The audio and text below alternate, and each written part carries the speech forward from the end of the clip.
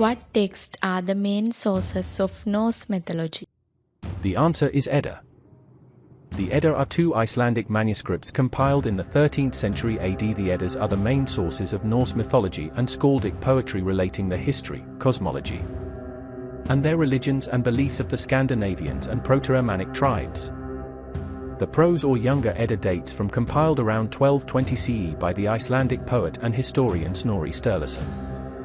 There is no certainty as to who wrote the poetic or Elder Edda, and it was written in considered to have been compiled around 1270 CE. What is the name given to the Viking alphabet? The answer is the runic. Vikings are often portrayed as aggressive, uncivilized, uneducated marauding barbarians. But during the exploration of Viking history, there is evidence that they were a literate group. They left a large number of documents in stone, wood and metal, all written in enigmatic symbols known as runes. They used these symbols not only for writing, but also for fortune-telling, incantations, and to provide protection. These runes were first developed and used by the early Germanic tribes of Northern Europe. After that, the Scandinavians used these symbols for their own use. When the seafaring Vikings traveled to distant lands, they brought their writing system with them, as evidenced by runic inscriptions as far away as Greenland. Each rune not only represents a phonetic sound but also has its own distinct meaning, often connected with Norse mythology. Scholars believe that ancient peoples used runes first as a means of communication and later for magical purposes. What is the name of the first human man and woman in Norse mythology? The answer is Aska and Embla. Aska and Embla, in Norse mythology, the first man and first woman, respectively, parents of the human race. They were created from tree trunks found on the seashore by three gods, Odin and his two brothers, Vili and Vi. From each creator, Aska and Embla received a gift. Odin gave them breath, or life, Vili gave them understanding, and Vi gave them their senses and outward appearance. From Aska and Embla have sprung the races of men who lived in Midgard. In Scandinavian folklore and mythology, a female warrior is often called what sort of maiden? The answer is shield maiden. The word shield maiden is used in Nordic folklore to describe a female warrior. Historically speaking, there is no hard evidence proving the existence of formally trained female warriors in ancient Scandinavian culture.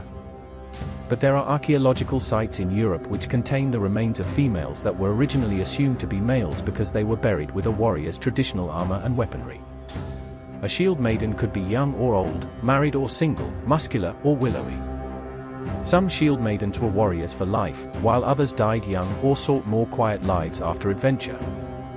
Shield maidens would have used all the weaponry available to male warriors at the time, and there are accounts of women going Viking and fighting in shield wars with their male warrior compatriots. What kind of bird appears on Viking flags? The answer is raven. The ravens are symbolic and magical creatures in the Viking world. It is a powerful symbol of war and is believed to be the eyes and ears of the main Viking god, Odin.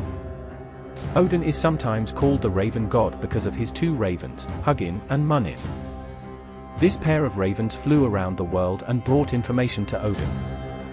The Vikings also took ravens with them on their voyages, because the Vikings believed that ravens would find a new land.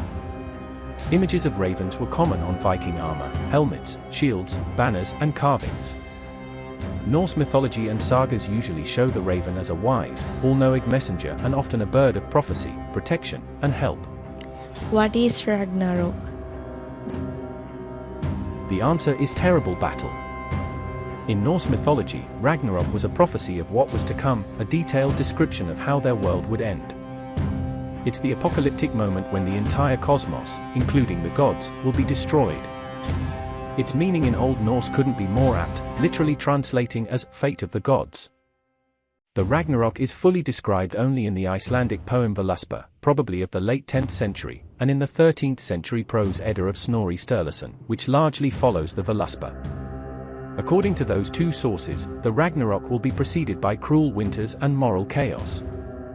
Giants and demons approaching from all points of the compass will attack the gods, who will meet them and face death like heroes. The sun will be darkened, the stars will vanish, and the earth will sink into the sea. Afterward, the earth will rise again, the innocent Balder will return from the dead, and the hosts of the just will live in a hall roofed with gold. Where did almighty Norse warriors hope to go after death? The answer is Valhalla. According to Old Norse literature, when brave Viking men died in battle, the god of war, Odin, was believed to choose them for Valhalla Hall. Odin's Hall, known as Valhalla, was a warrior's paradise lined with spear shafts and shields.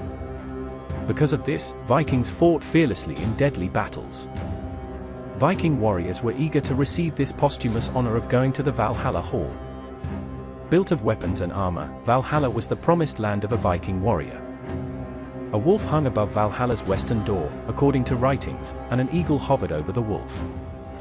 Who took the spirits of the Viking warriors to Valhalla? The answer is Valkyries. Valkyrie means chooser of the slain.